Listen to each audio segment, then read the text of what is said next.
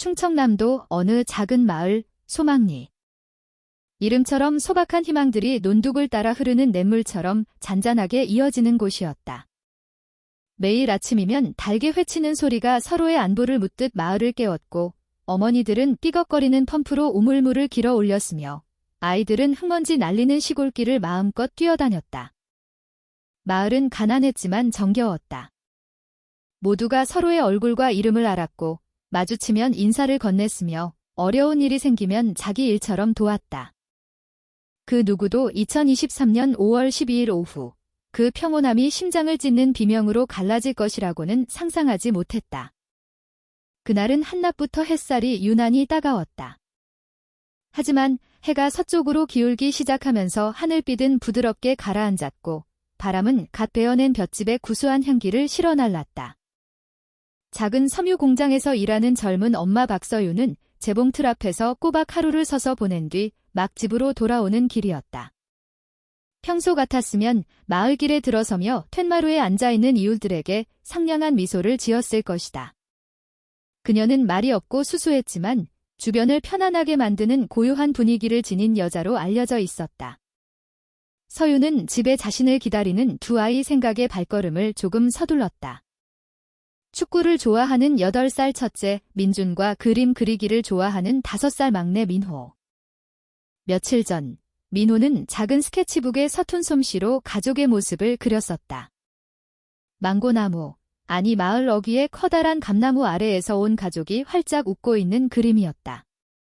서유는 그 그림을 대나무 발로 엮은 거실 벽에 붙여두고 출근하기 전마다 들여다보며 힘을 얻곤 했다. 하지만 그날 오후 그녀의 발걸음은 집 뒤편 농수로 옆 좁은 길에서 멈춰섰다. 흐린 물 위로 무언가 떠있는 것이 그녀의 시선을 사로잡았다. 처음에는 그저 물살에 떠내려온 비닐봉지련이 생각했다. 하지만 기울어가는 햇살이 그 물체에 닿는 순간 그녀의 심장이 멎는 것 같았다. 두 손이 사시나무처럼 떨렸다. 입술이 파르르 떨리며 아이들의 이름이 새어나왔다. 그녀의 비명은 마을의 정적을 깨뜨렸고 나뭇가지에 앉아있던 새들이 놀라 일제히 날아올랐다. 비명 소리를 들은 이웃들이 곧장 달려왔다. 아궁이에 불을 지피던 아주머니들은 하던 일을 내팽개쳤고 마을 회관 앞 정자에 앉아 장기를 두던 어르신들은 황급히 달려왔다. 그들은 아마 큰 뱀이 나타났거나 위험한 쓰레기가 수로에 걸린 것이라 짐작했다. 하지만 가까이 다가가서 본 순간 그들의 얼굴은 순식간에 잿빛으로 변했다. 얕은 물 위에 떠 있는 것은 다름 아닌 민준과 민호의 작은 몸이었다. 서유는 다시 한번 비명을 질렀다. 그녀의 몸이 흙바닥으로 무너져 내리며 정신을 잃었다. 이웃들의 울음소리가 터져나왔다. 몇몇 남자가 망설임 없이 물속으로 뛰어들어 두 아이의 몸을 무트로 건져 올렸다. 아이들은 급하게 가져온 하얀 비닐 위에 나란히 눕혀졌다. 머리가 희끗한 박이장이 긴 한숨을 내쉬며 떨리는 손으로 얼굴을 쓸었다. 그는 평생 이렇게 가슴 아픈 참사는 본 적이 없다고 나직이 읊조렸다. 그 시각 박서윤의 남편 김진우는 인근 소도시에서 농협 배송 트럭을 몰고 있었다. 이웃 청년 하나가 숨을 헐떡이며 달려와 비보를 전했다. 새파랗게 질린 얼굴로 트럭을 길가에 버려두다시피 한 진우는 미친 듯이 집으로 달렸다. 그가 집에 도착했을 때 마당은 이미 사람들로 가득했다. 울음소리, 그리고 그 한가운데에 싸늘하게 누워있는 두 아들의 모습이 보였다.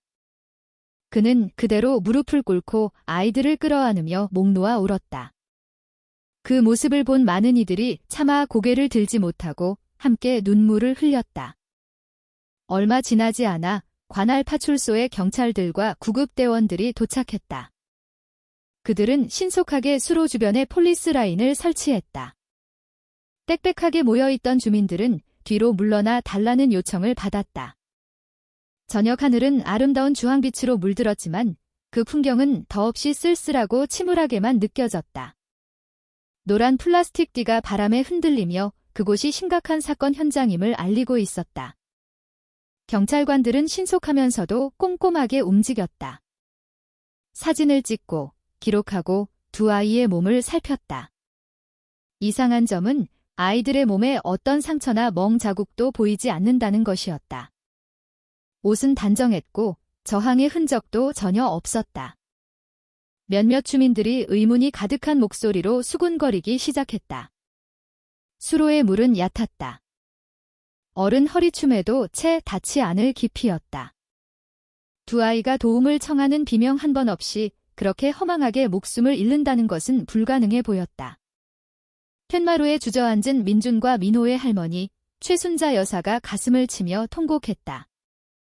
온몸을 부들부들 떨며 내 새끼들을 외치는 그녀는 잠시 뒤뜰밭에 상추를 뜯으러 간 사이에 아이들이 없어졌다고 했다. 돌아왔을 때 손주들이 보이지 않아 친구 집에 놀러간 줄로만 알았지 수로에서 발견될 줄은 꿈에도 몰랐다고 절규했다. 그 모습을 보는 주민들은 안타까움에 마음이 미어졌다. 최 여사는 평소 손주들을 끔찍이 아끼는 할머니로 소문나 있었다.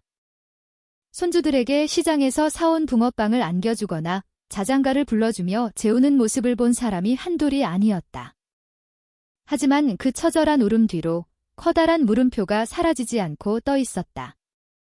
어떻게 두 아이가 아무도 모르게 동시에 목숨을 잃을 수 있었을까? 이것은 정말 비극적인 사고일까? 아니면 그보다 더 어둡고 끔찍한 무언가가 숨겨져 있는 것일까? 경찰들은 아이들이 마지막으로 목격된 시간부터 주변에 있었던 사람들까지 모든 세부 사항을 빠짐없이 기록했다. 그날 밤 소망리 마을은 깊은 슬픔에 잠겼다.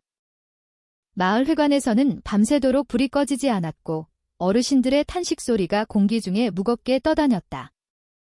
하지만 슬픔 속에서도 주민들의 마음은 의문으로 가득 차 있었다.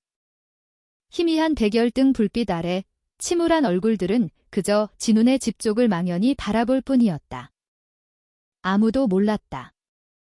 그날 오후의 비극이 단지 긴 이야기의 시작에 불과했다는 것을.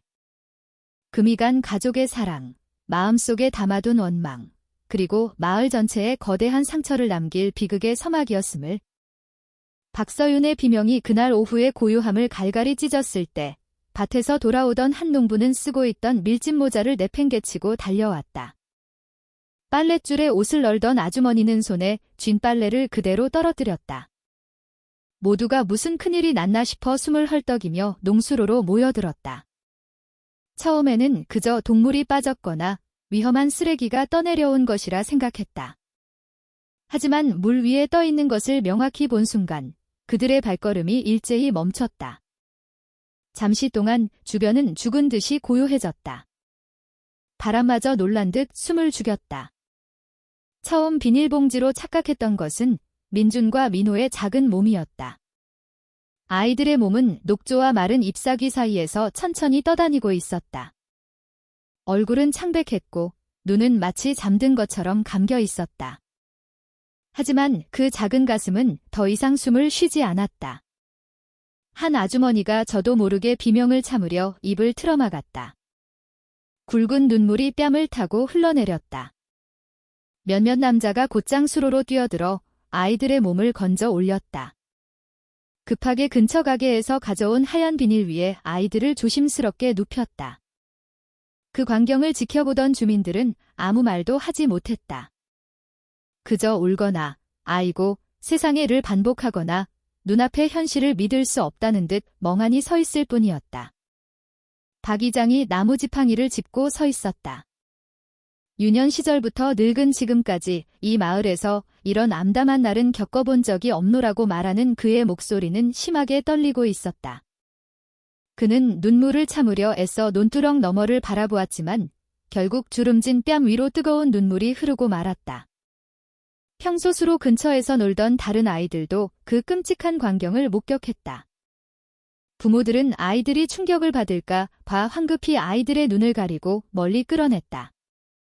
한 아버지가 아이가 트라우마를 겪지 않게 해달라고 나직이 읊조렸다. 하지만 아이들의 순수한 눈에는 혼란이 가득했다. 왜 어제까지 함께 놀던 두 친구가 저렇게 미동도 없이 누워있는지 이해할 수 없었다. 혼돈의 한가운데로 김진우가 멀리서부터 달려왔다. 숨은 턱까지 차올랐고 얼굴은 땀과 먼지로 뒤범벅이었다. 싸늘하게 누워있는 두 아들을 본 순간 그는 그대로 주저앉아 아이들을 미친 듯이 끌어안았다. 그의 통곡이 터져나왔다. 모든 것을 잃어버린 아버지의 울음소리는 하늘을 찢을 듯했다. 그 모습을 지켜보던 주민들은 차마 눈물을 참지 못했다. 건장한 남자들 몇몇도 고개를 숙이고 손으로 얼굴을 가렸다.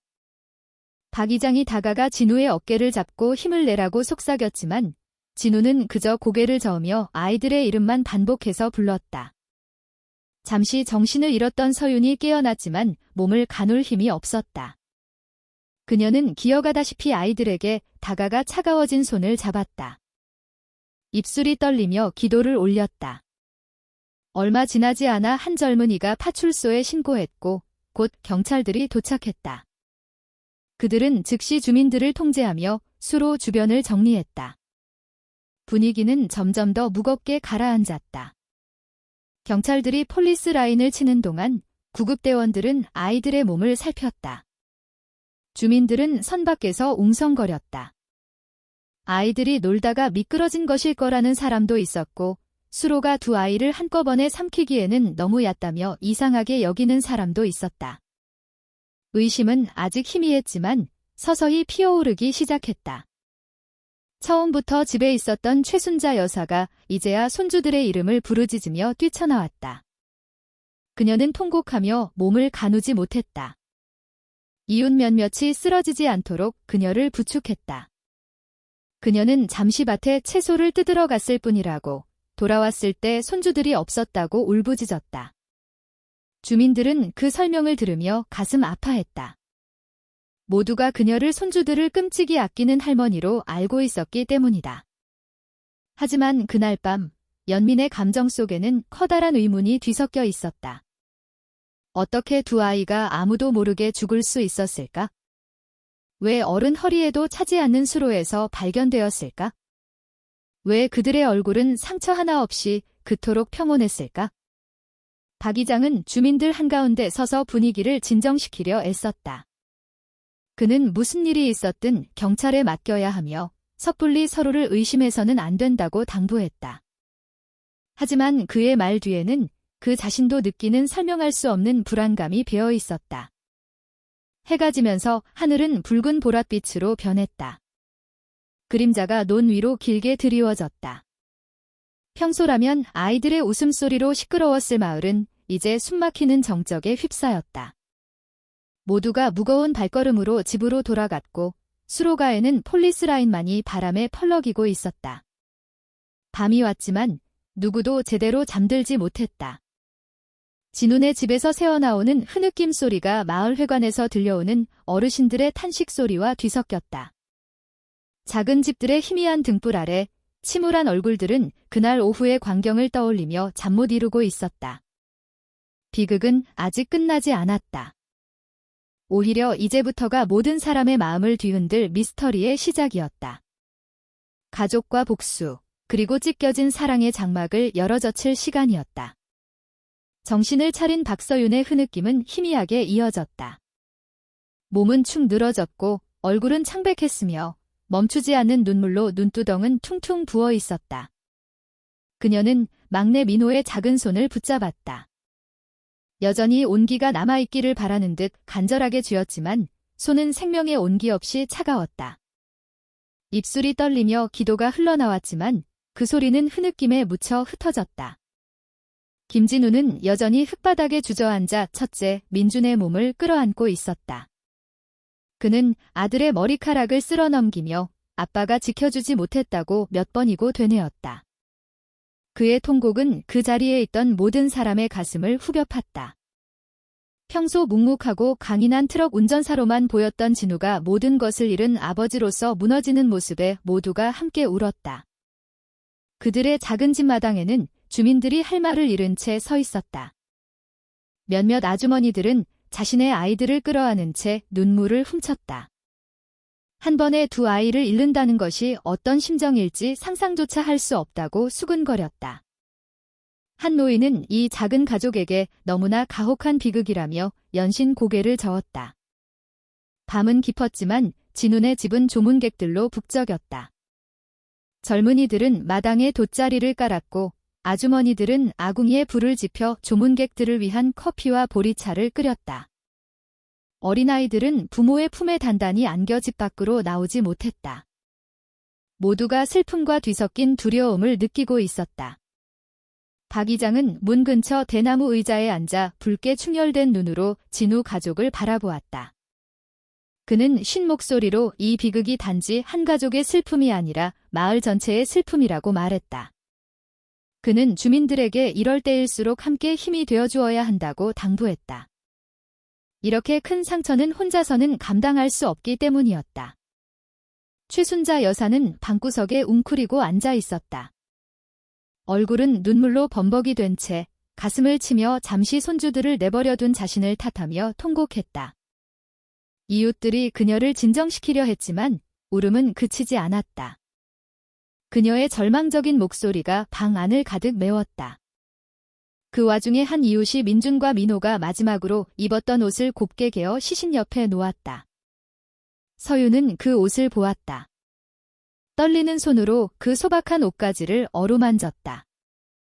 출근하기 전 아침이 떠올랐다. 아이들의 옷깃을 여며주며 사이좋게 놀라고 말했던 순간. 그 기억은 이제 그녀의 심장을 찌르는 칼날이 되어 돌아왔다. 그 모습을 본 다른 아주머니들도 함께 울었다. 아이들은 웃음과 장난 속에서 자라야지 하얀 수의를 입고 생을 마감해서는 안 된다고 했다. 집안은 기도와 울음, 그리고 나지막한 속삭임이 뒤섞여 바깥의 귀뚜라미 소리와 하나가 되었다. 한편 경찰들은 여전히 농수로 주변을 지키고 있었다. 그들은 임시 조명을 설치하고 세부 사항을 기록하며 누구도 현장에 접근하지 못하도록 경계했다. 하지만 그들 역시 한 가족의 비통함을 보며 마음이 무거워졌다. 한 젊은 경찰관은 고개를 숙인 채 경찰이 된 이래로 가장 힘든 사건이라고 나직이 말했다. 자정이 가까워질 무렵 두 아이의 시신은 장례를 위해 집으로 옮겨졌다. 작은 몸이 들려 올라가자 다시 한번 울음바다가 되었다. 분위기는 더욱 무겁게 가라앉았다. 서유는 거의 다시 쓰러질 뻔했지만 진우가 그녀를 단단히 부축했다. 그 자신도 거의 무너지기 직전이었지만 아내를 위해 억지로 힘을 냈다. 소망리 마을 전체가 함께 밤을 지새웠다. 그날 밤 불이 꺼진 집은 없었다.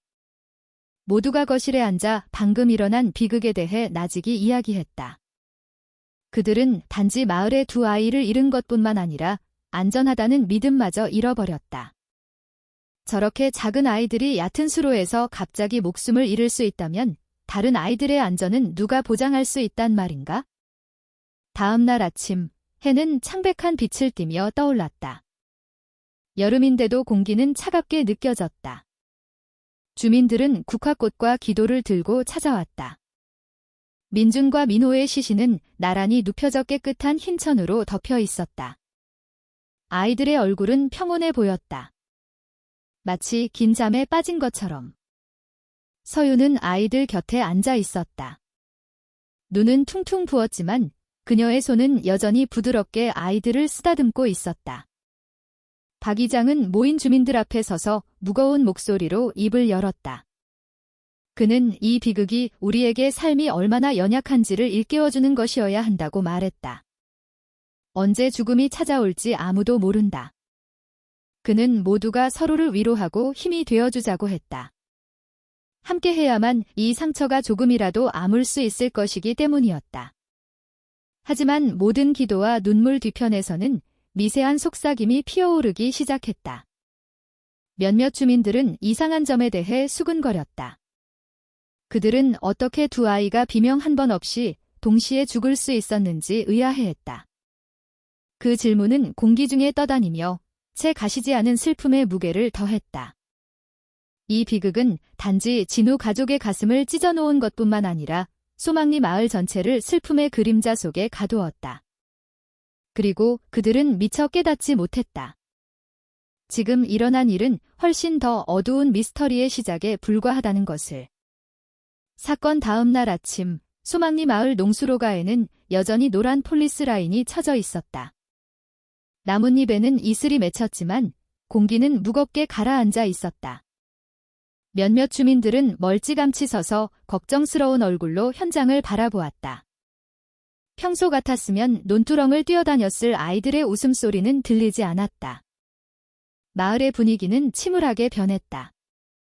마치 죽음의 그림자가 여전히 공기 중에 떠 있는 것 같았다. 인근 경찰서에서 더 많은 경찰들이 도착했다. 그들은 장비와 카메라, 기록 노트를 들고 있었다. 그들의 모든 발걸음은 조심스러웠다. 주민들은 멀리서 지켜볼 수밖에 없었다. 한 아주머니가 이웃에게 더 이상 저 수로를 쳐다볼 수 없다고 속삭였다. 가까이 갈 때마다 생명 없이 평온하게 떠있던 민준과 민호의 얼굴이 떠오른다고 했다. 경찰관들은 다양한 각도에서 사진을 찍었다. 누군가는 몸을 숙여 수로 가장자리의 흙을 살폈고 누군가는 물 샘플을 채취했다. 경험 많은 한 형사가 심각한 얼굴로 서서 모든 세부 사항을 꼼꼼히 확인하라고 지시했다. 돌멩이 하나라도 놓쳐서는 안 된다고 했다. 밤새 장례 절차를 밟던 민준과 민호의 시신은 추가 검사를 위해 다시 옮겨졌다. 의료진은 정중하게 아이들의 몸을 다루었다. 그들은 천천히 흰 천을 걷어내고 작은 몸을 세심하게 살폈다. 주민들은 차마 오래 쳐다보지 못하고 고개를 숙였다. 문 근처에 있던 서유는 이웃 아주머니들의 부축을 받으며 조용히 울고 있을 뿐이었다. 진우는 붉게 충혈된 눈으로 굳은 표정을 한 채 서 있었다. 하지만 아내를 위해 억지로 강한 척했다. 얼마 후 초기 검사 결과가 발표되었다. 폭력의 흔적은 발견되지 않았다. 두 아이의 피부는 긁힌 자국 하나 없이 깨끗했다. 멍도, 구타의 흔적도 없었다. 옷은 조금도 찢어지지 않은 채 온전했다. 아이들의 얼굴은 마치 잠든 것처럼 평온했다. 그 발표는 주민들을 혼란에 빠뜨렸다. 익사가 아니라면 무엇 때문에 아이들이 죽었단 말인가? 수로의 물은 어른 허리 깊이밖에 되지 않아 두 아이가 동시에 목숨을 잃게 할 만큼 깊지 않았다. 더 이상한 것은 아무도 도움을 청하는 비명소리를 듣지 못했다는 점이다. 박 이장은 하얀 수염을 쓰다듬으며 천천히 고개를 저었다. 그는 무거운 목소리로 무언가 이치에 맞지 않는다고 말했다. 그는 어릴 적 같은 수로에서 놀았던 기억을 떠올렸다. 그 물이 사람을 빠뜨릴 만큼 위험했던 적은 한 번도 없었다. 그 말을 들은 주민들은 동의하며 고개를 끄덕였지만 감히 더 깊이 추측하지는 못하고 침묵을 지켰다. 한 젊은 경찰관이 주민들의 진술을 하나하나 기록했다. 그는 그날 오후 민준과 민호를 마지막으로 본 사람이 누구인지 물었다. 몇몇 이웃들은 오후 3시경까지 아이들이 마당에서 놀고 있었다고 말했다. 그 이후로는 아무도 보지 못했다. 그 진술은 거대한 퍼즐의 작은 조각처럼 꼼꼼하게 기록되었다. 진운의 집마당은 여전히 슬픔으로 가득했다. 기도 소리는 계속 울려 퍼졌고 조문객들의 발길은 끊이지 않았다. 하지만 울음소리 뒤편에서는 속삭임이 시작되었다. 몇몇 사람들은 이 사건이 평범하지 않다고 수근거렸다. 외부인이 마을에 들어왔을지도 모른다는 사람도 있었고 조심스럽게 그 집안에 뭔가 이상한 점이 있는 것 같다고 느끼는 사람도 있었다. 그 작은 속삭임은 슬픔에 잠긴 가족에게 또 다른 부담을 더했다. 서유는 아이들의 시신을 덮은 흰천 옆에 힘없이 앉아 있었다. 그녀는 멍하니 허공을 바라보았다. 마치 그녀의 영혼도 민준, 민호와 함께 떠나버린 것 같았다. 진우는 그녀 뒤에 서서 이따금 긴 한숨을 내쉬었다. 그는 주민들의 속삭임을 들었지만 아무 말도 할 수 없었다. 그의 마음은 오직 상실감으로 가득 차 있었다. 경찰은 오후까지 조사를 계속했다. 수로 주변의 발자국을 채취하고 물에 떠있는 나뭇잎을 살폈으며 현장 근처의 대나무 울타리까지 조사했다. 하지만 초기 결과는 같았다. 다툼의 흔적도 폭력의 흔적도 없었다. 모든 것이 너무나 평온하고 너무나 조용했다. 이토록 큰 비극이 일어나기에는 해 진력, 해가 다시 논 너머로 저물었다. 황금빛 햇살이 여전히 펄럭이는 노란 폴리스 라인 위로 떨어졌다. 한 경찰관이 수첩을 덮으며 동료에게 이 미스터리는 이제 막 시작되었다고 나직이 말했다. 그는 표면에 드러나지 않은 무언가가 숨겨져 있음을 직감했다. 주민들은 무거운 마음으로 각자의 집으로 돌아갔다. 그날 밤, 부모들은 아이들을 더 꼭 껴안았다. 누구도 감히 아이들을 혼자 놀게 내버려 두지 못했다. 평소 활기 넘치던 소망리 마을은 이제 두려움과 슬픔에 잠겨 있었다. 그리고 그 모든 것 뒤에는 커다란 질문이 남아 있었다. 사고가 아니라면 민준과 민호에게 대체 무슨 일이 있었던 것일까? 비극이 일어난 지 이틀째, 소망리 마을은 여전히 슬픔의 안개에 휩싸여 있었다. 집집마다 피운 향냄새가 공기 중에 맴돌았다. 주민들은 계속해서 진훈의 집을 찾아와 위로를 건넸다. 하지만 울음과 기도 뒤편에서는 의심이 가득한 나직한 대화가 들려오기 시작했다. 농수로가에서 경계를 서던 경찰들은 초기 추정 결과를 정리하기 시작했다. 몇몇 경찰관들은 민준과 민호가 익사했을 가능성이 높다고 판단했다. 처음에는 합리적인 추정처럼 들렸다. 아이들은 물가에서 자주 놀았고 함께 미끄러져 스스로를 구하지 못했을 수도 있었다. 하지만 그 소식이 전해지자 주민들은 더욱 혼란스러워했다. 수로의 물은 어른 허리에도 채 닿지 않을 만큼 얕았다. 민준이 나이 정도의 아이라면 충분히 일어서서 걸어 나올 수 있었을 것이다. 한 아이가 미끄러졌다면 다른 아이는 소리쳐 사람들을 부를 수 있었을 것이다. 하지만 그날 오후 아무도 어떤 소리도 듣지 못했다. 그 고요함이 모든 사람을 소름 돋게 했다. 박 이장은 마을회관 앞 정자에 앉아 수염을 쓰다듬었다. 그는 몇몇 어르신들에게 자신이 어릴 적부터 저 수로에서 놀았지만 익사한 아이는 한 번도 없었다고 말했다. 그 말을 들은 주민들은 동의하며 고개를 끄덕였다. 한 아주머니는 그날 오후 멀지 않은 곳에서 빨래를 널고 있었지만 어떤 비명소리도 듣지 못했다고 덧붙였다. 그녀의 말은 이미 모두의 마음을 짓누르고 있던 기묘한 느낌을 더욱 증폭시켰다. 김진우는 익사 추정 소식을 듣고 붉게 충혈된 눈으로 고개를 저었다. 민준이는 수영을 제법 잘했어요. 수로가 얕았고 민호는 더 작았지만 항상 형이랑 같이 있었어요.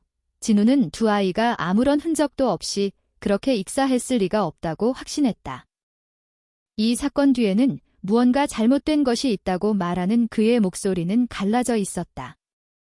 박서윤은 집구석에 힘없이 앉아 있었다. 그녀는 말을 거의 하지 않았고 이따금 대나무 벽에 걸린 가족 사진을 쳐다볼 뿐이었다. 그녀의 마음속에는 아이들의 죽음을 둘러싼 미스터리가 자리 잡고 있었다. 하지만 그녀는 그것을 입 밖으로 꺼낼 힘이 없었다. 눈물은 이미 말라버렸고 남은 것은 상처로 가득한 텅 빈 시선뿐이었다. 경찰은 가만히 있지 않았다. 그들은 대낮에 다시 현장을 조사했다. 물의 깊이를 재고 흐름을 기록하며 다양한 가능성을 시험했다. 한 경찰관은 직접 수로에 들어가 물 한가운데 서서 얼마나 얕은지를 보여주기도 했다. 그 모습을 본 주민들은 이 비극이 단순한 사고가 아니라고 더욱 확신했다. 속삭임은 점점 더 퍼져나갔다. 낯선 사람이 몰래 들어왔을지도 모른다는 사람도 있었고 조심스럽게 가족 내부에 문제가 있었을지도 모른다고 속삭이는 사람도 있었다. 하지만 모두가 존중과 슬픔의 감정에 묶여 있어 누구도 감히 큰 소리로 말하지는 못했다. 그 와중에 박 이장이 중재에 나섰다. 그는 저녁 예배 후 모인 주민들 앞에서 우리가 섣불리 단정해서는 안 된다고 말했다. 그의 말은 부드러웠지만 단호했다. 그는 경찰이 수사 중이며 주민들의 역할은 마을의 단합을 지키는 것이라고 상기시켰다. 그럼에도 불구하고 그 자신도 무시하기 힘든 불안감을 느끼고 있었다. 그날 밤, 진우는 툇마루에 오랫동안 앉아 있었다. 밤바람이 귀뚜라미 소리와 젖은 흙냄새를 실어 날랐다. 그는 멀리서 수로를 바라보았다. 그곳에서 놀던 아이들의 웃음소리가 귓가에 맴돌았다. 그는 마음속으로 다짐했다. 더 큰 상처를 열게 되더라도 무슨 일이 있었는지 반드시 밝혀내겠다고. 이웃집에서는 여전히 속삭임이 들려왔다. 몇몇 아주머니들은 두 아이의 얼굴이 익사한 희생자 같지 않고 마치 잠든 것처럼 너무나 평온해 보였다고 말했다. 한 아저씨는 보통 물에 빠진 사람은 공포에 질려 몸에 긁힌 자국이 있거나 입에 진흙이 묻어있기 마련인데 민준과 민호의 몸은 저항의 흔적 없이 깨끗했다고 덧붙였다. 사람들이 더 많이 이야기할수록 의심은 커져만 갔다. 처음에는 그럴듯하게 여겨졌던 익사 추정은 이제 의문투성이가 되었다. 경찰도 이를 외면할 수 없었다. 그들은 모든 이상한 점을 기록하며 이 미스터리가 보이는 것만큼 단순하지 않다는 것을 깨달았다. 밤은 깊었지만 진운의 집의 불은 여전히 켜져 있었다. 주민들은 여전히 모여 대나무 돛자리에 앉아 기도를 올렸다. 그들의 얼굴에는 깊은 상실감과 함께 풀리지 않는 의문의 그림자가 드리워져 있었다. 그리고 그 모든 기도 뒤편에서 이 비극이 단순한 재앙이 아니라 더 어두운 비밀로 가는 문이라는 인식이 모두의 마음속에서 자라나기 시작했다. 소망리 마을의 인내와 연대, 그리고 정의를 시험할 비밀의 문이. 초기 조사가 끝난 후 경찰은 가족 구성원들을 소환하여 진술을 듣기 시작했다. 민준과 민호의 마지막 행적을 명확히 하기 위한 절차였다. 모든 마을 주민들은 초조한 마음으로 기다렸다. 그들은 김진운의 집문 뒤에서 실제로 무슨 일이 있었는지 알고 싶었다. 그날 오후, 진우와 서유는 그들의 소박한 집거실에 앉아 있었다. 그들의 얼굴은 지쳐 있었고 눈은 그치지 않는 눈물로 부어 있었다. 한 형사가 차분하게 기록하며 서윤이 흐느낄 때는 잠시 기다려주었다. 그녀는 희미한 목소리로 비극이 있기 전날 낮에 아이들이 마당에서 노는 것을 보았다고 말했다. 그녀는 출근하기 전에 시어머니인 최순자 여사에게 아이들을 맡겼다. 진우는 배송 트럭을 몰러 나가기 전에 민준과 민호의 머리를 쓰다듬어 주었다고 덧붙였다. 그는 아이들에게 할머니 말씀을 잘 듣고 멀리 가지 말라고 당부했다. 그것이 두 아들에게 하는 마지막 말이 될 줄은 꿈에도 몰랐다. 그의 목소리는 쉬어 있었고 눈에는 눈물이 그렁그렁했다. 그날 집에 낯선 사람이 왔었냐는 질문에 두 사람은 고개를 저었다. 손님도 이상한 일도 없었다. 그저 평범한 일상이었다. 서유는 다시 울며 출근할 때 아이들의 웃음소리를 들었던 것을 기억한다고 말했다. 그 웃음소리는 이제 기억 속에만 남아 있었다. 부모의 진술을 들은 후 최순자 여사가 불려왔다. 그 노부인은 떨리는 몸으로 걸어 들어왔다. 희끗희끗한 머리는 대충 묶여 있었고 눈은 퉁퉁 부어 있었다. 그녀는 두 손을 서로 맞잡고 앉았다. 말을 시작했을 때 그녀의 목소리는 쉬어 있었다. 그녀는 오후 3시경 민준과 민호가 마당에서 노는 것을 보았다고 말했다. 그러고 나서 뒤뜰 텃밭에 채소를 따러 갔다고 했다. 그녀는 아주 잠깐, 아마 20분 정도였을 것이라고 말했다. 돌아왔을 때 두 손주는 이미 없었다. 그녀는 아이들이 친구 집에 놀러 간 줄 알았다고 했다. 그래서 저녁 준비를 계속했다. 수로 근처에서 비명소리를 듣고서야 달려나가 끔찍한 현실을 마주했다. 최 여사의 진술은 자연스럽게 들렸다. 그녀는 이야기를 하며 흐느껴 울었고 그 모습을 본 주민들은 안타까워했다. 그들은 평소 그녀가 손주들을 데리고 마을회관 서예 교실에 가는 것을 자주 보았던 다정한 할머니로 알고 있었다. 그녀가 쉰 목소리로 통곡하는 것을 보니 많은 사람들이 함께 눈물을 흘렸다. 하지만 형사들은 거기서 멈추지 않았다. 그들은 어떤 채소를 땄는지, 정확히 밭에 얼마나 오래 있었는지, 그 시간에 그녀를 본 사람이 있는지와 같은 사소한 세부 사항을 물었다. 최 여사는 울음 때문에 이따금 말이 끊기면서도 질문에 답했다. 그녀의 대답이 그럴듯하게 들렸지만 형사들은 꼼꼼하게 모든 것을 기록했다. 어머니의 진술을 들은 진우는 고개를 숙였다.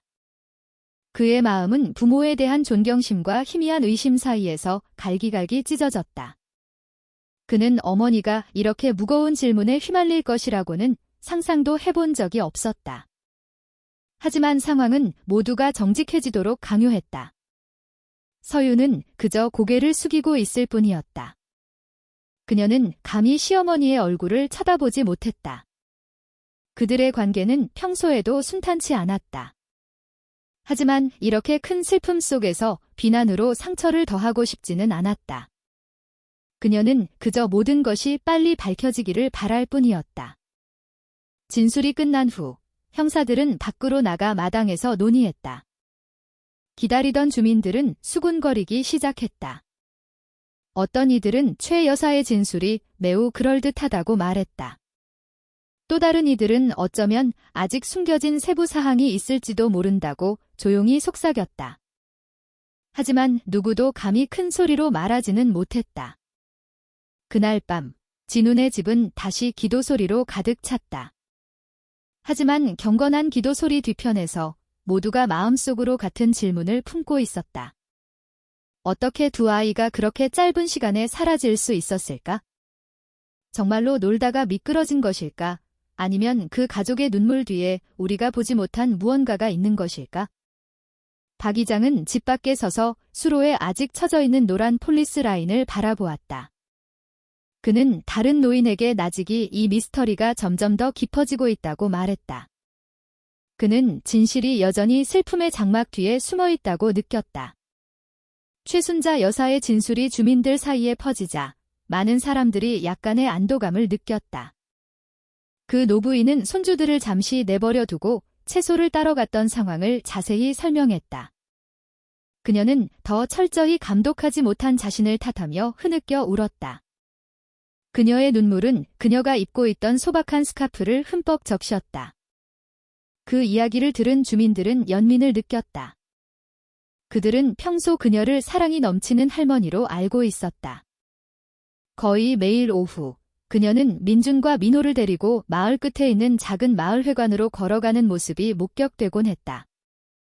그녀는 또한 손주들을 위해 시장에서 간식을 사오곤 했고 때로는 이웃 아이들에게도 나눠주었다. 그렇기 때문에 그녀가 나쁜 일에 연루될 수 있다고 상상하기는 누구에게나 어려웠다. 한 아주머니는 최 여사가 툇마루에 앉아 어린 민호를 무릎에 앉히고 흔들어주던 모습을 자주 보았다고 나직이 말했다. 그녀는 그 노부인이 항상 부드럽게 웃으며 손주의 머리를 쓰다듬으며 자장가를 불러주었다고 했다. 그 이야기는 많은 사람들이 그녀가 결백하다고 더욱 확신하게 만들었다. 그녀의 진술을 들은 경찰도 잠시 동안은 더 이상의 의심을 품지 않았다. 그들은 모든 세부 사항을 기록했다. 하지만 최 여사의 슬픔 가득한 목소리는 그들이 그녀가 정말로 아무것도 모른다고 생각하게 만들었다. 한 젊은 형사는 동료에게 저 눈물 가득한 얼굴이 사악한 의도를 품고 있을 리가 없다고 말하기까지 했다. 김진우는 방구석에 앉아 고개를 숙였다. 그의 마음은 여전히 슬픔에 잠겨 있었지만 어머니의 진술을 듣고 안도감을 느꼈다. 그는 자신을 낳아준 여성이 끔찍한 일로 비난받는 것을 상상할 수 없었다.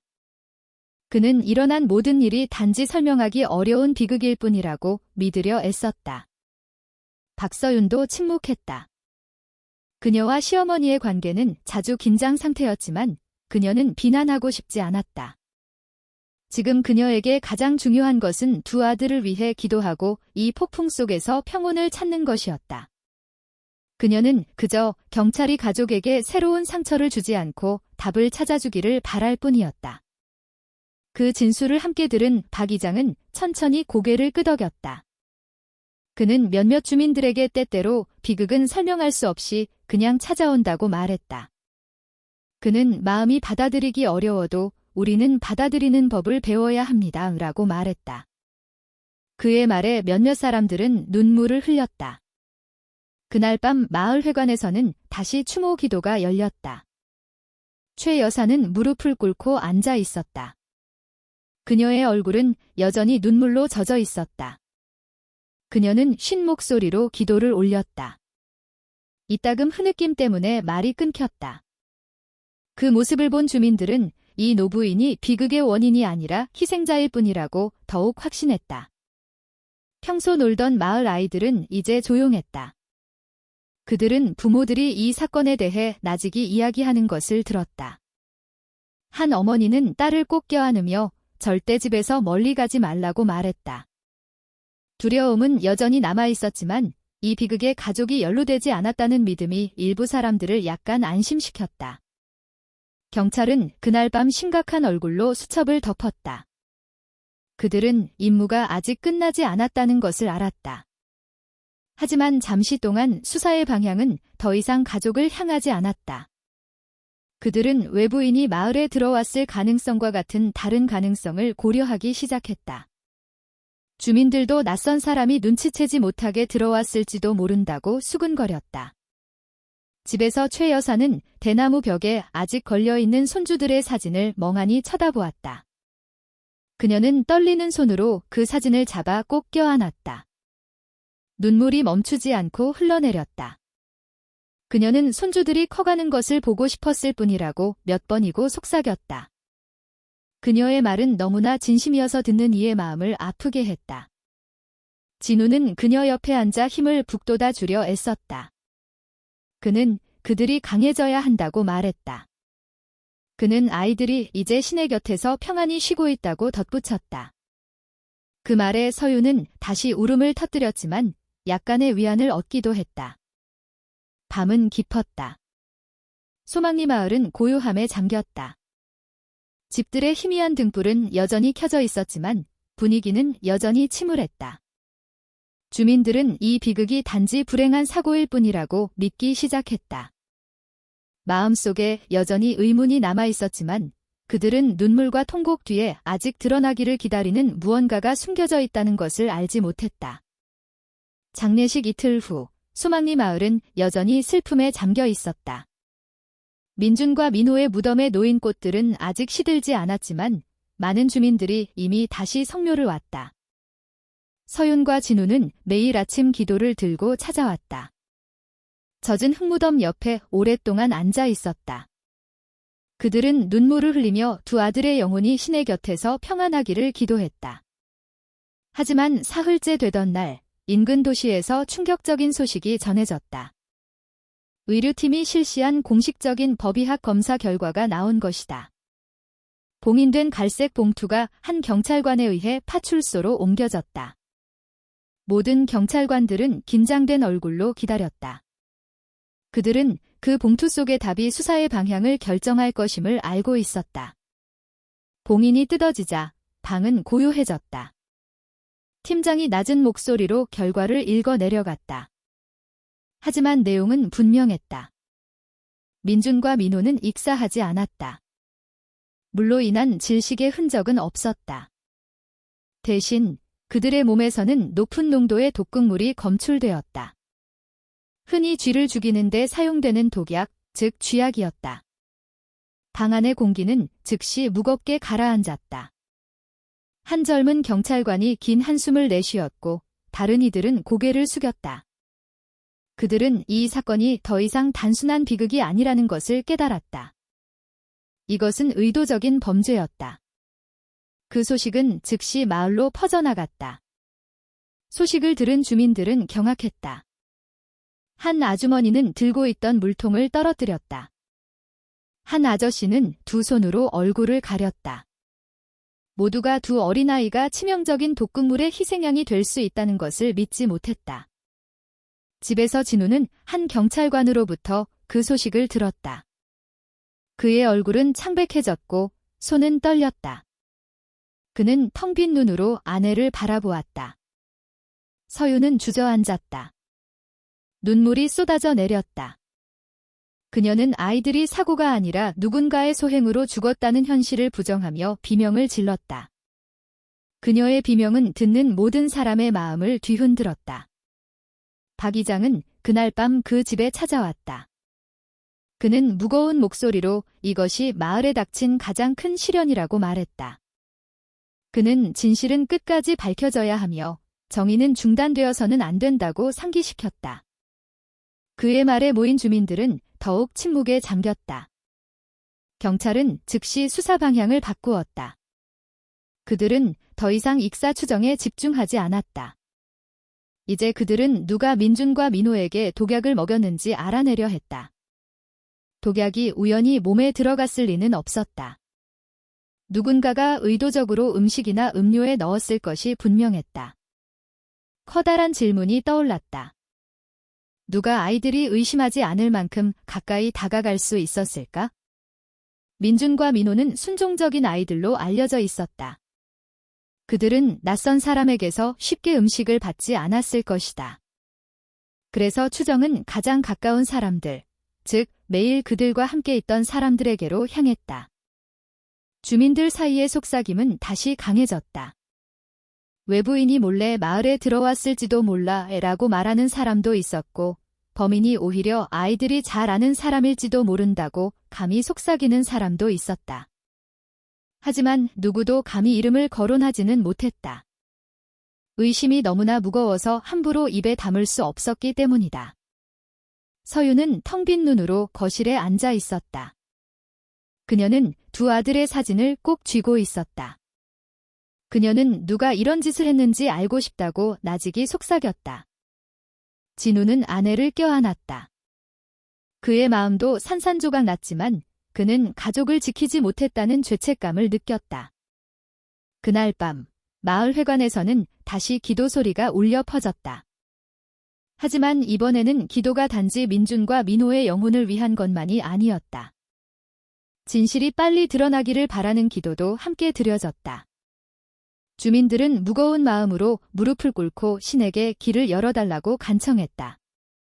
경찰서에서 형사들은 큰 테이블 주위에 앉아 있었다. 소망리 마을 지도가 펼쳐져 있었다. 이름들이 기록되었다. 민준과 민호와 관련된 모든 사람들이 조사 대상에 오르기 시작했다. 팀장은 범인이 잔인할 뿐만 아니라 아이들의 시신을 수로에 버려 익사한 것처럼 위장하려 한 교활한 인물이라고 말했다. 그의 말에 참석한 모든 사람들은 등골이 오싹해지는 것을 느꼈다. 법의학실에서 온 비밀은 새로운 장막을 열었다. 처음에는 단순한 비극이라고 믿었던 마을은 이제 두 순수한 아이의 목숨을 앗아간 인간의 손길이 있었다는 쓰라린 현실을 받아들여야 했다. 떠다니는 질문은 점점 더 숨막히게 다가왔다. 누가 감히? 왜 하필 그들이어야 했나?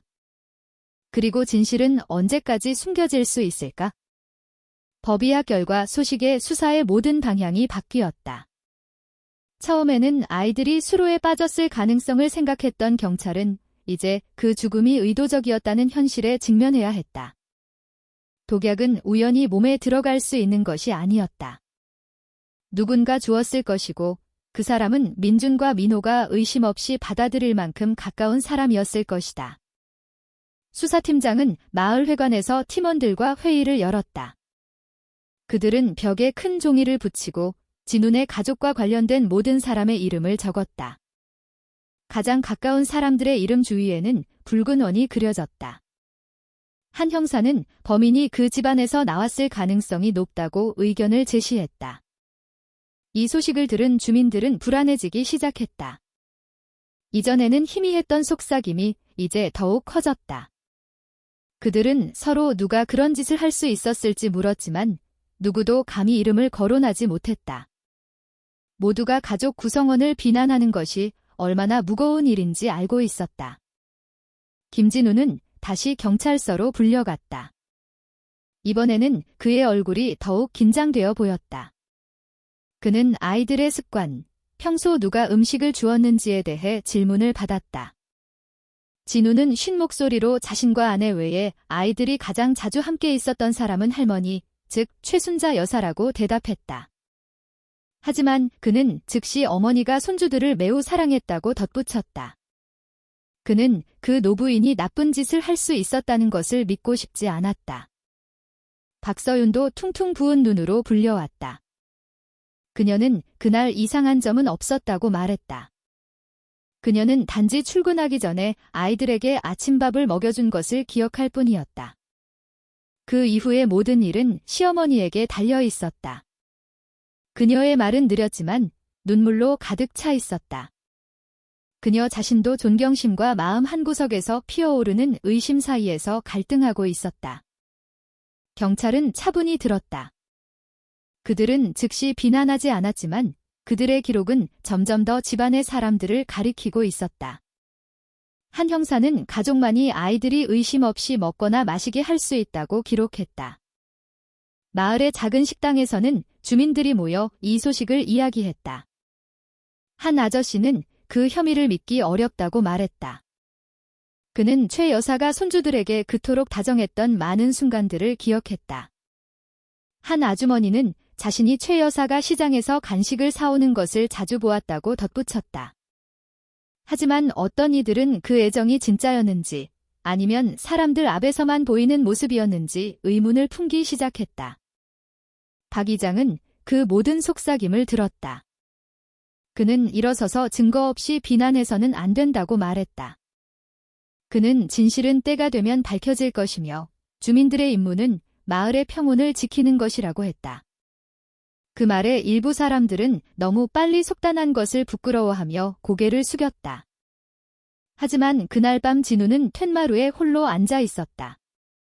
밤바람이 귀뚜라미 소리를 실어날랐다. 그는 독약이 주어지지 않고는 아이들의 몸에 들어갈 수 없다는 경찰의 말을 떠올렸다. 그의 마음은 혼란스러웠다. 그는 어머니가 그럴 리 없다고 믿고 싶었다. 하지만 그날 오후 아이들이 어머니와만 함께 있었다는 현실을 무시할 수도 없었다. 서윤이 다가와 옆에 앉았다. 그들은 오랫동안 밤의 소리만 들으며 침묵했다. 마침내 서윤이 누구를 믿어야 할지 모르겠다고 나직이 말했다. 그녀는 남편을 사랑했고 시어머니를 존경했지만 상실의 상처는 그녀를 의문으로 가득 채웠다. 진우는 아내의 손을 꼭 잡았다. 그는 무슨 일이 밝혀지든 함께 맞서야 한다고 말했다. 경찰서에서 형사들은 계속해서 정보 조각을 모았다. 그들은 시장에서 누가 쥐약을 샀는지 알아내기 시작했다. 그들은 여러 상인들을 찾아가 최근 며칠 동안 그 물건을 판 사람이 있는지 물었다. 상인들의 대답은 아직 모호했지만 형사들은 그 흔적이 무언가로 이어질 것이라고 확신했다. 마을 주민들은 다시 불안에 휩싸였다. 그들은 문을 더 일찍 닫고 아이들이 혼자 놀지 않도록 지켰다. 두려움은 더욱 커졌다. 만약 범인이 정말로 집 안에서 나왔다면 그것은 진실이 그들이 상상할 수 있는 것보다 훨씬 더 어둡다는 것을 의미했기 때문이다. 그날 밤 마을 회관은 다시 기도 소리로 가득 찼다. 하지만 이번 기도는 단지 민준과 민호의 영혼을 위한 것이 아니었다. 용기를 위한 기도이기도 했다. 주민들은 진실이 빨리 드러나 더 이상 아이들이 희생되지 않기를 기도했다. 진우는 밤하늘을 올려다보았다. 그의 눈에는 눈물이 가득했다.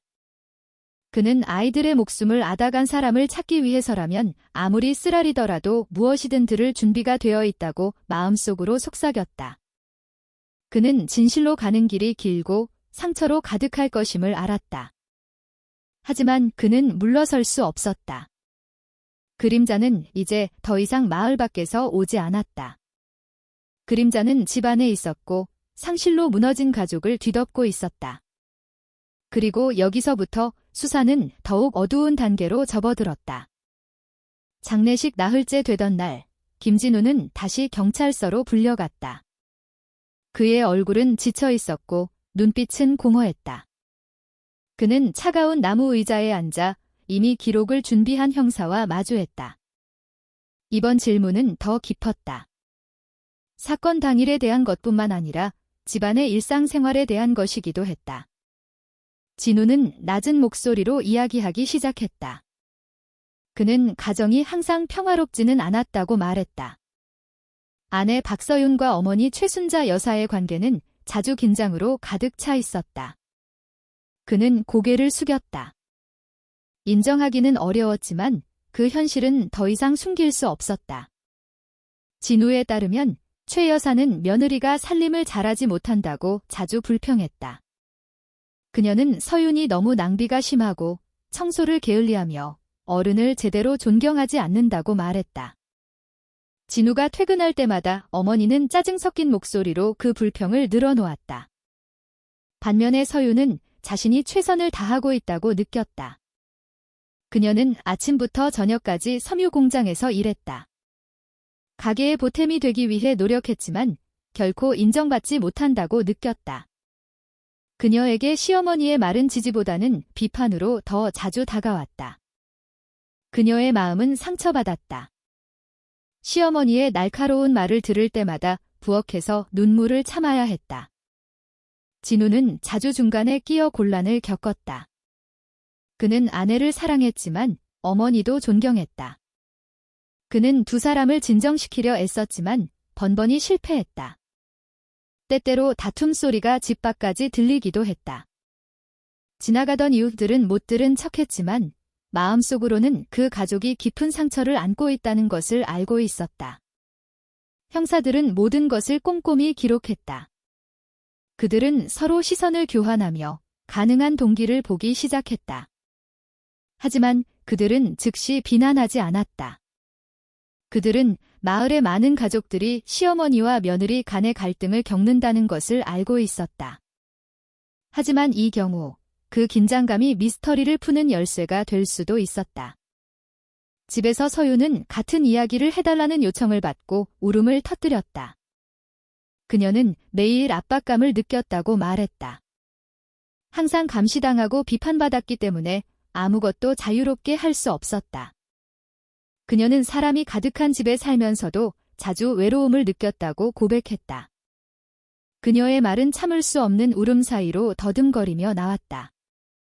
몇몇 이웃들도 진술을 위해 불려왔다.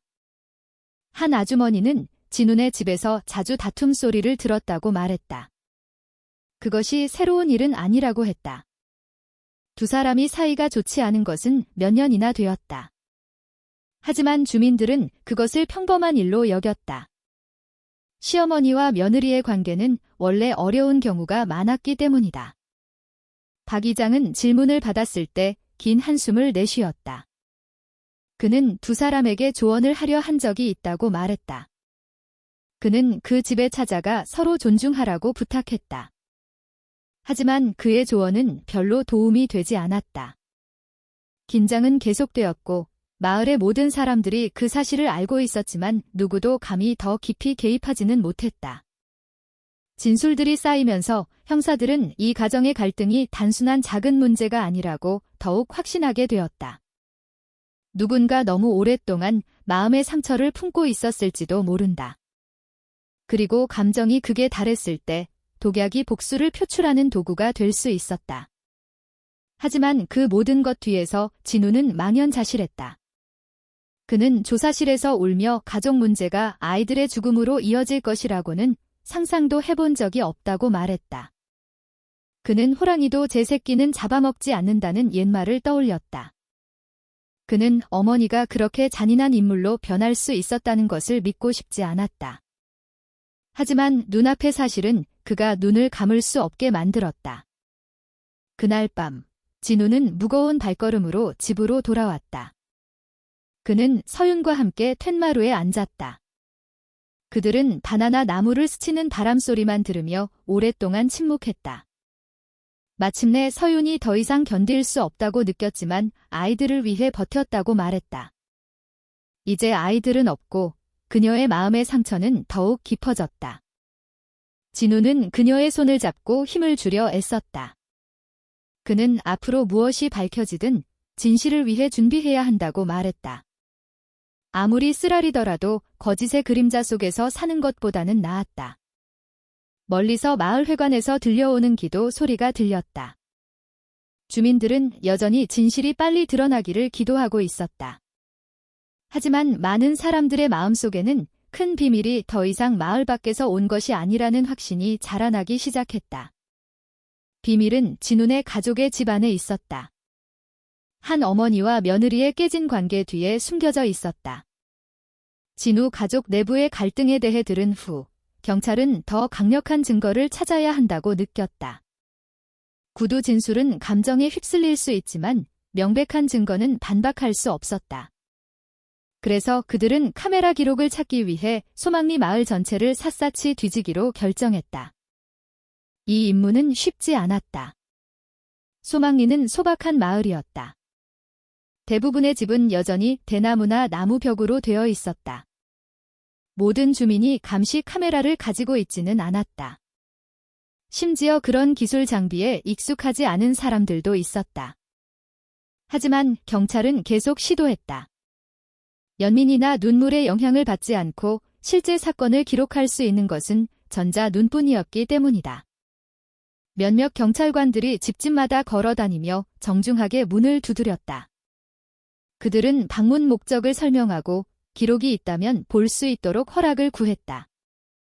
어떤 주민들은 즉시 도와주겠다고 나섰다. 어떤 이들은 번거로울까 봐 망설였다. 경찰은 인내심을 갖고 그들을 안심시켜야 했고, 때로는 오랫동안 기다린 끝에야 겨우 볼 수 있었다. 박 이장은 경찰관들과 함께 돌아다녔다. 주민들이 존경하는 노인의 존재는 많은 사람들을 더 편안하게 만들었다. 그는 부드러운 목소리로 이것이 민준과 민호를 위한 정의를 위한 것이라고 말했다. 그의 말에 처음에는 망설이던 몇몇 주민들이 마침내 고개를 끄덕이고 문을 열어주었다. 기록들이 하나둘 모이기 시작했다. 어떤 카메라는 닭장만 비추고 있었다. 어떤 카메라는 아이들이 노는 작은 길을 녹화하고 있었다. 어떤 카메라는 고장나서 화면이 흐릿했다. 경찰관들은 마을 회관에 앉아 몇 시간 동안 모든 순간을 다시 보았다. 눈은 피로했지만 열정은 식지 않았다. 한 젊은 경찰관은 아무것도 놓쳐서는 안 된다고 말했다.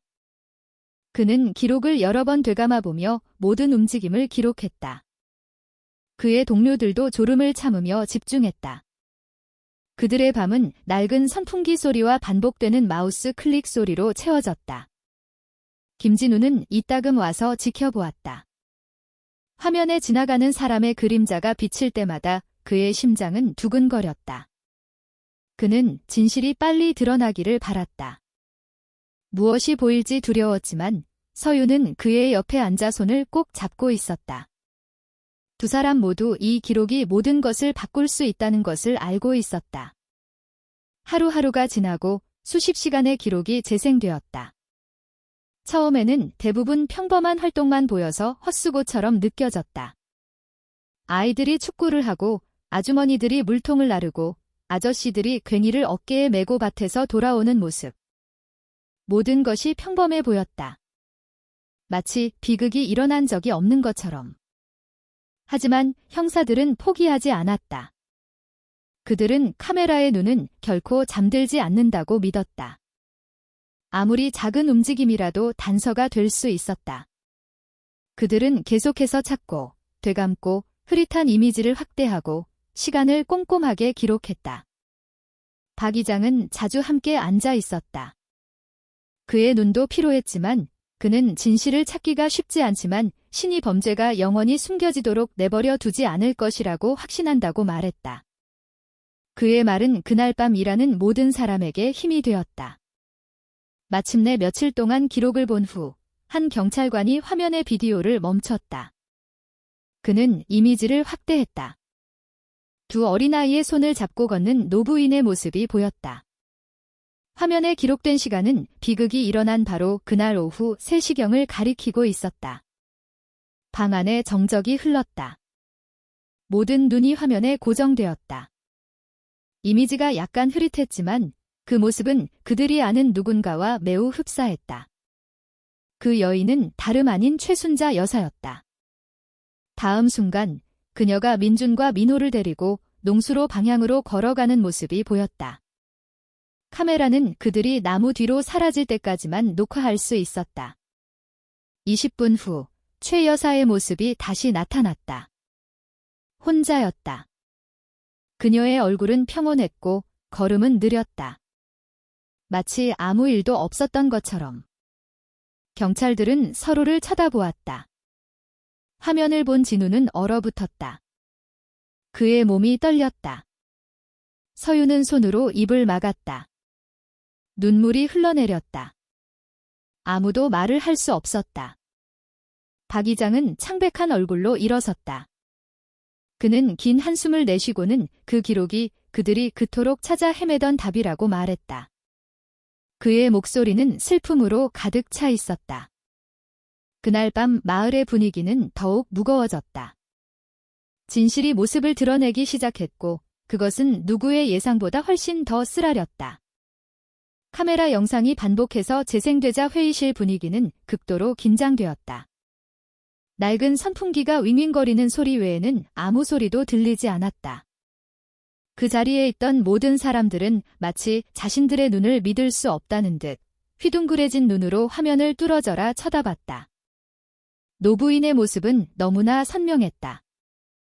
화면이 다소 흐릿했지만 그녀의 걸음걸이, 쓰고 있던 스카프, 심지어 체형까지 최순자 여사와 놀랍도록 닮아 있었다. 김진우는 의자에 뻣뻣하게 굳어 앉아 있었다. 그의 손은 주먹을 쥔 채 창백해져 있었다. 그는 누구의 얼굴도 쳐다볼 수 없었다. 그의 마음속에서는 어머니를 향한 자식의 사랑과 아이들을 잃은 아버지의 처절한 슬픔이 격렬하게 싸우고 있었다.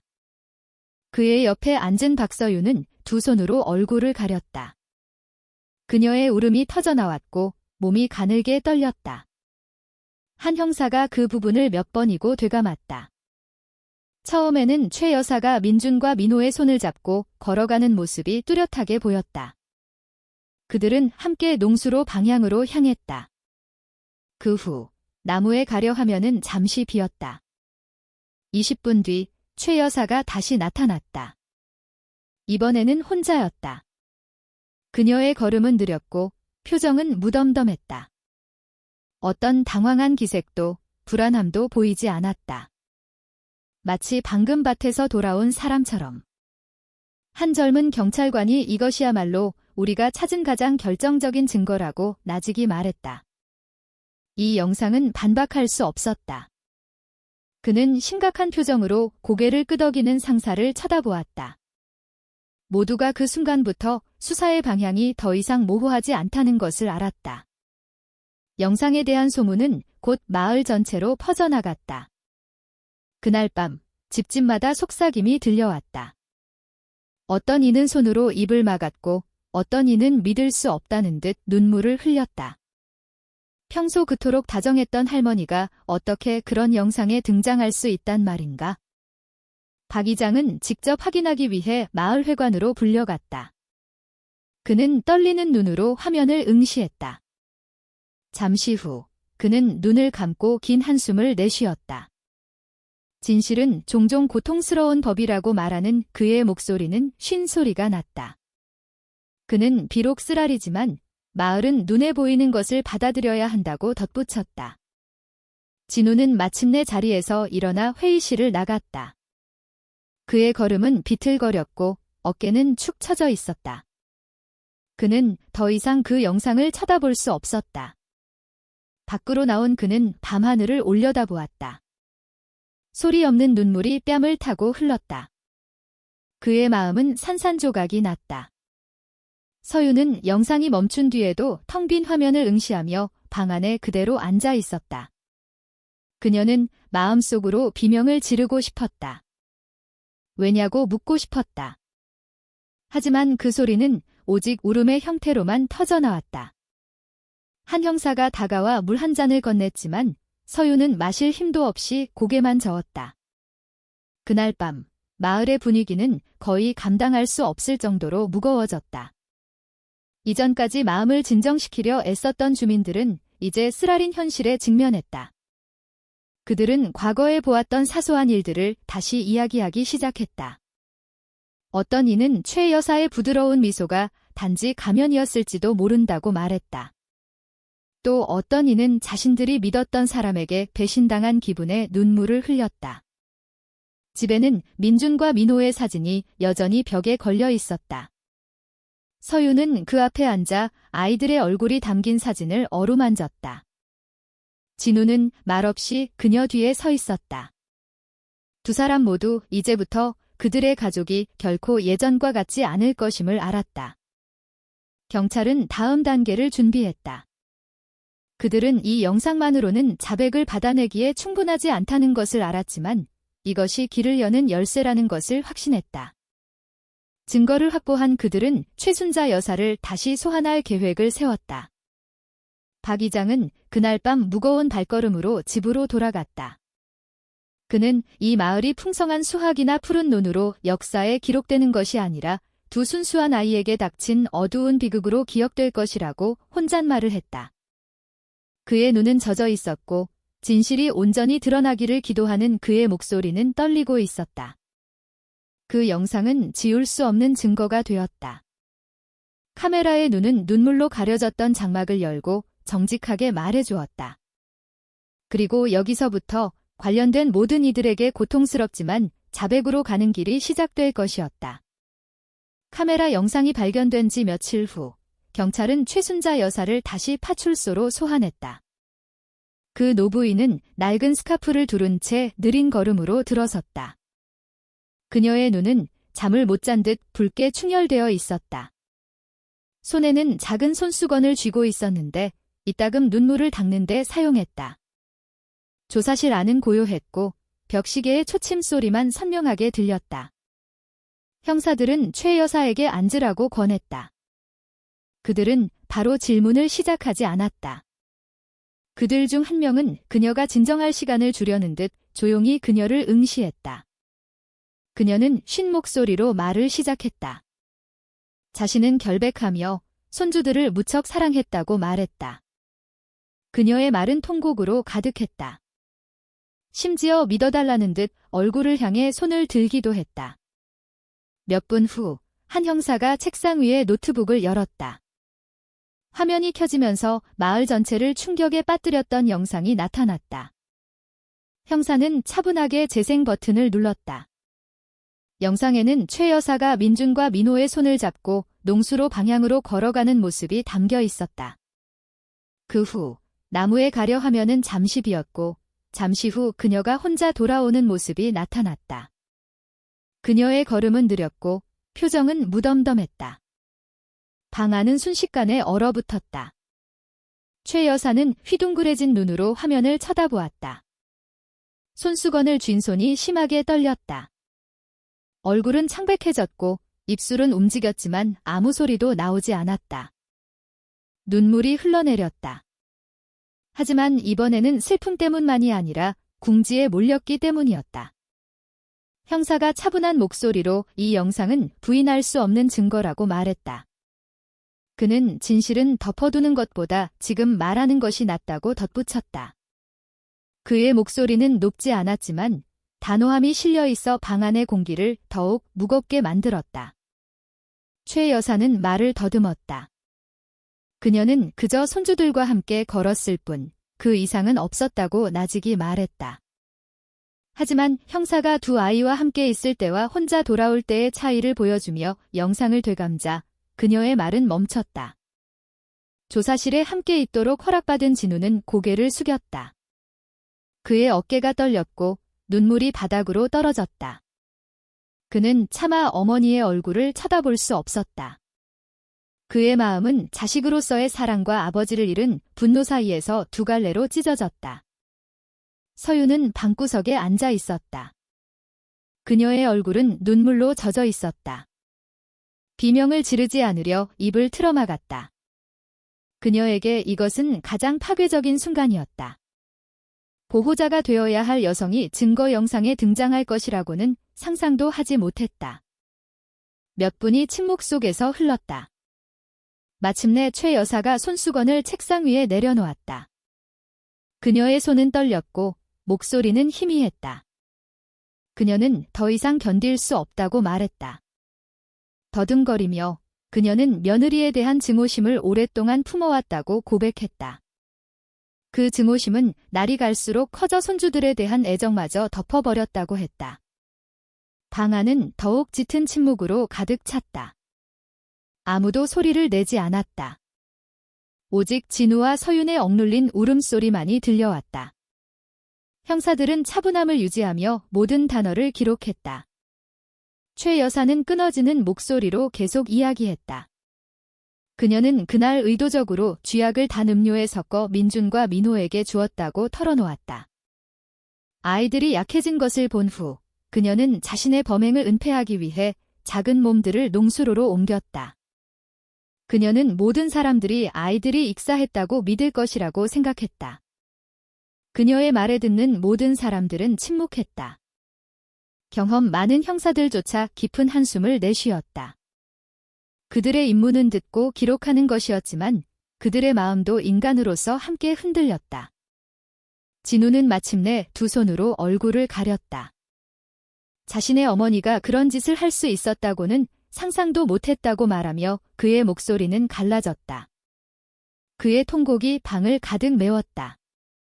서유는 자신도 망연자실했지만 그의 손을 잡을 수밖에 없었다. 그 자백은 전환점이 되었다. 더 이상 부인할 이유가 없었다. 카메라 영상과 최 여사 자신의 입에서 나온 말들은 다른 모든 가능성을 닫아버렸다. 쓰라린 진실이 이제 명백하고 반박할 수 없는 상태로 테이블 위에 놓여 있었다.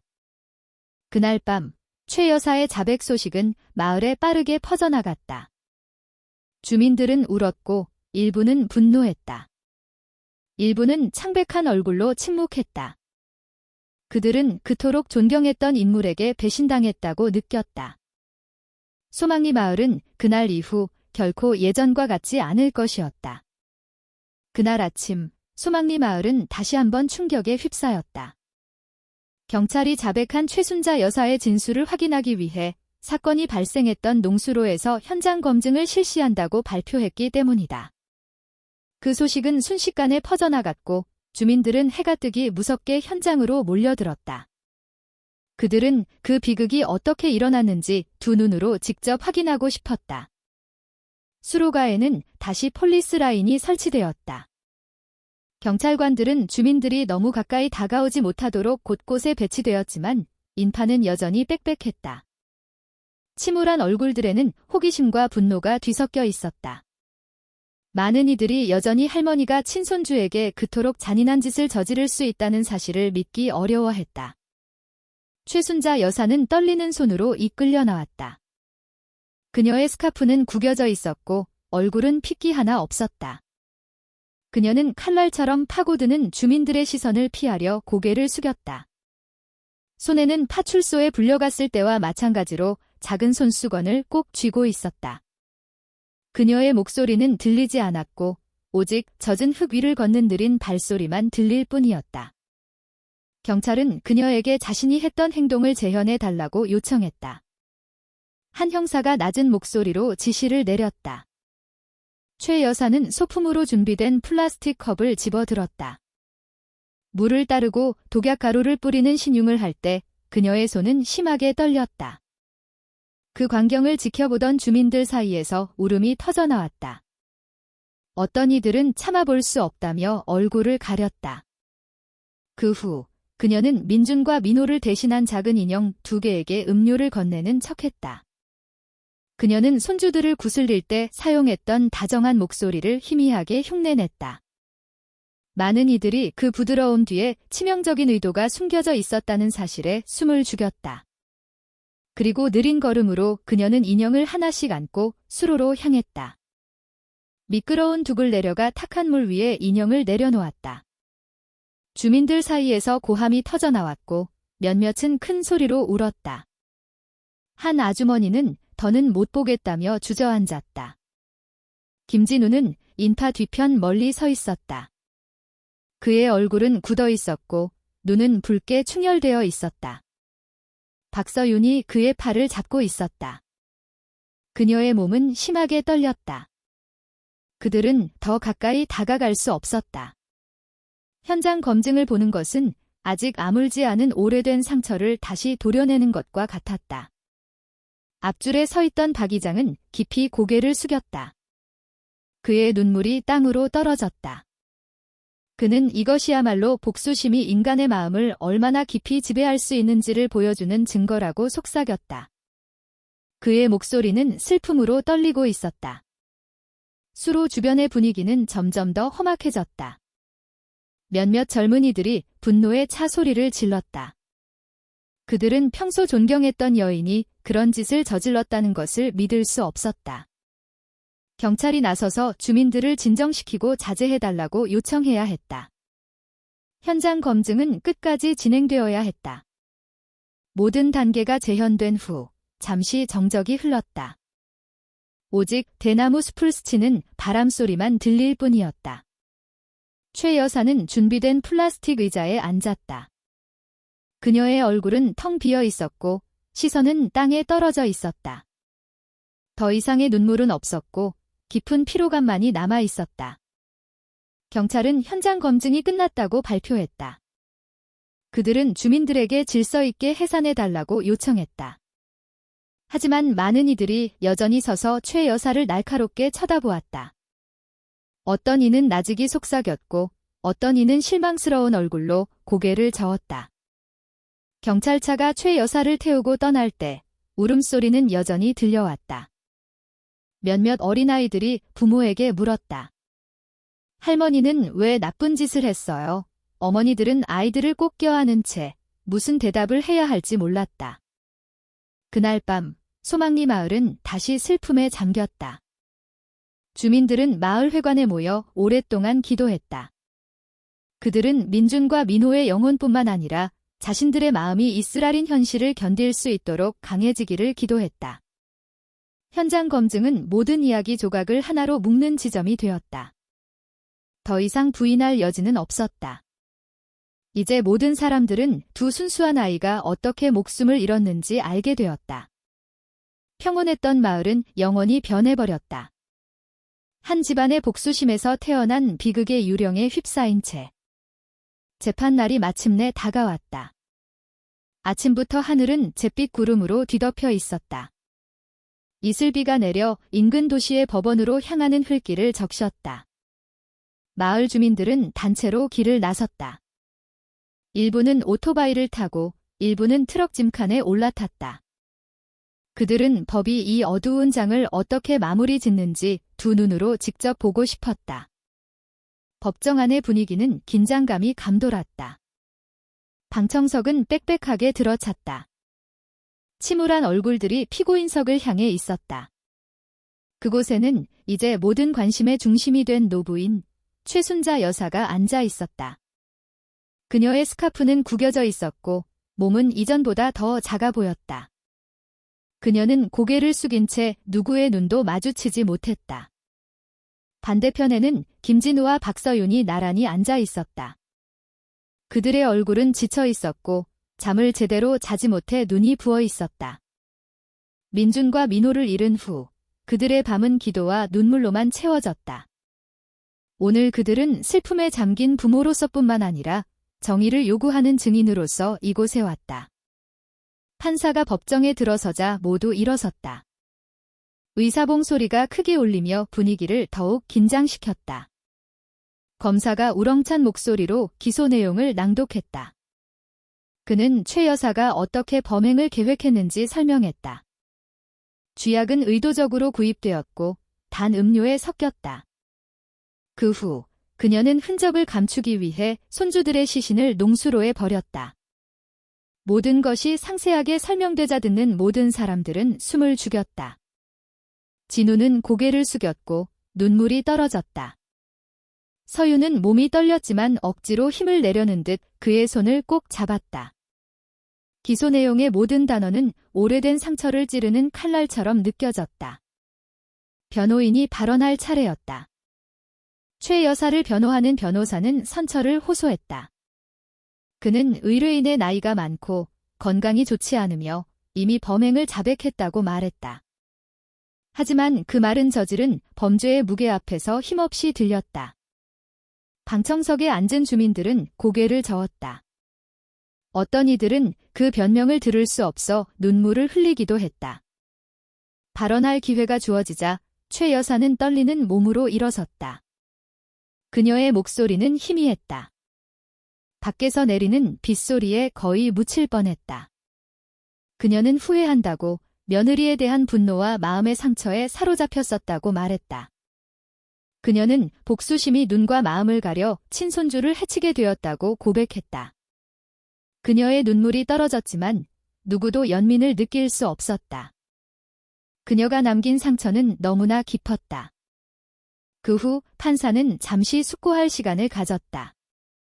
법정은 고요해졌다. 모두가 숨을 죽인 채 기다렸다. 진우는 두 손으로 얼굴을 가렸다. 서유는 그저 텅 빈 시선으로 앞을 바라볼 뿐이었다. 몇 분 후 판사가 돌아왔다. 그는 우렁찬 목소리로 판결을 낭독했다. 재판부는 피고인의 행위가 극도의 잔인성을 동반한 계획살인이라고 선언했다.